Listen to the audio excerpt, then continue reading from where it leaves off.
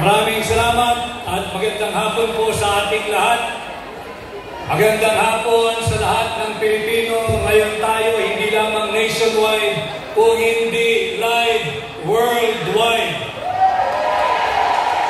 At dahil dyan, tayo ay nagdiriwang ng araw ng pasasalamat. Simulan ko ang aking mensahe ng pagsasabi ng salamat sa KOJC. Maraming salamat sa inyo at nagawa natin ang ganitong pagtitipon hindi lamang dito sa Hong Kong, kung hindi uulitin ko worldwide. Maraming salamat din kay Pastor Apollo C. Quiboloy sa kanyang 101% pagsuporta sa Duterte approved, endorsed and certified senators. Yes. Dumating na ho yata ang ating pinakihintay. Yes, si Tatay Dix dumating na. Hello.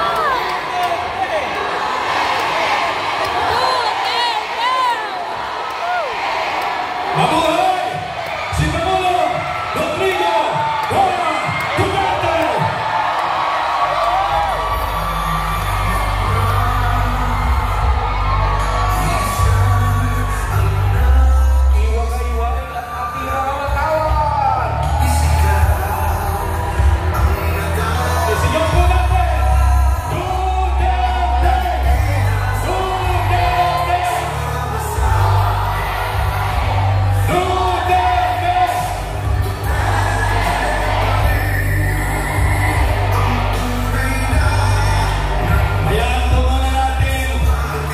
Settle down si Pangulong Duterte, and in a few minutes he will join us. So maraming salamat sa ating ginagawang pagtitipon.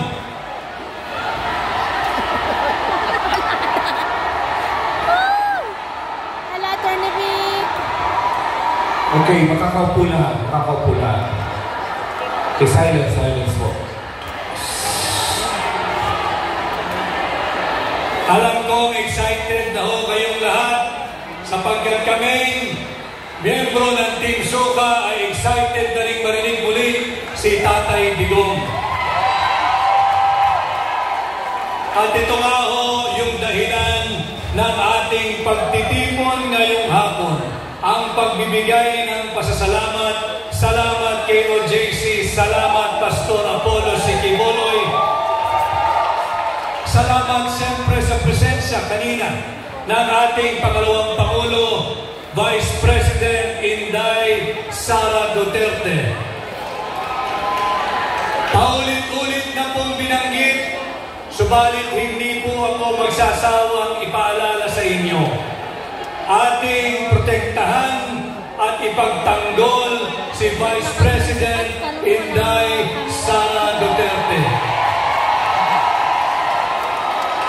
Huwag nating hayaan na ang iilang tiwali at elitistang senador ay nakawin ang sagradong mandato ng 32 milyong Pilipino na pumili at nagluklok kay Vice President Inday Sara Duterte. Alam mo ninyo, nakakalungkot ang estado ng ating bansa ngayon. Pinakita kanina sa video kung paano sinalaula, tinapakan at ninakaw ang karapatang pantao ng mga miyembro ng KOJC. Subalit hindi lamang po yan ang kanilang ninanakaw. Ninanakaw din po nila ang pera nating mga Pilipino. Maraming salamat sa inyo, mga overseas Filipino workers. Maraming salamat sa Filipino migrants because last year, kayo po ay nag-ambag sa nation building sa ating ekonomiya ng $38.5 billion in form of remittance. $38.5 billion ang inyong itinulong sa ating ekonomiya. Subalit, ano ang ginagawa ng Marcos administration.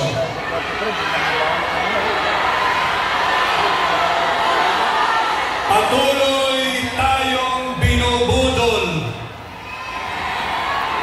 Nagpapasa ng taunang budget base sa blankong Bicameral Conference Committee report. Ilang beses na rin po tayong nagkaharap. Ang pagkakatanda ko sa kabila doon sa ating open stadium. At marami sa inyo ay naging bahagi ng aking desisyon upang tumugon sa panawagan, upang tanggapin ang hamon na pamunuan ang tunay at maisog na oposisyon sa Senado. Babantayan natin taon-taon itong national budget sapagkat ako'y naniniwala dito nag-uugat ang korupsyon sa ating bansa.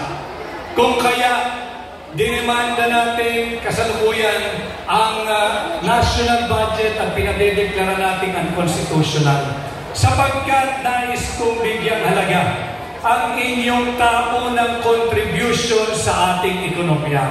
Last year is $38.5 billion. Hindi tayo dapat nakawin ito ng administrasyon ni Bongbong Marcos. Kanya maraming salamat ulit at tayo'y nagkaharap-harap ngayon.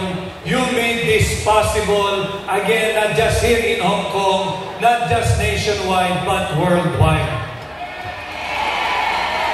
Pasalamatan ko rin yung aking mga kababayan. Nakita ko kanina sa screen live sa Santa Maria, Bulacan. Maraming salamat sa inyong pagtitipon. Ganon din ang aking mga kasama at kababayan sa Quezon City, sa Lungsod Quezon. Kanya po sana sa darating na Mayo, huwag ninyong kalimutan.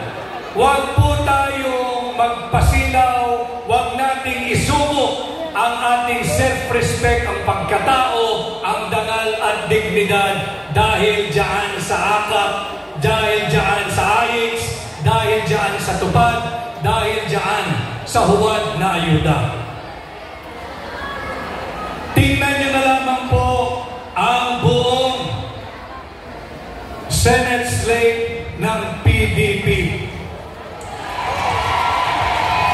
Kung ang ating pong katunggali ay may ayits na binibili ang inyong dangal, ang inyong dignidad, ang inyong pagkatao, at ang inyong boto, tingnan po ninyo yung Duterte ayits. Ano po yung Duterte ayits? Yung Duterte approved, Duterte endorsed, and Duterte certified senators. Yan po ang ating tulungan. Yan ang tunay na ayits. Hindi pabigat, hindi korupsyon, o hindi totoong puhunan tungo sa higit na mabuting lipunan.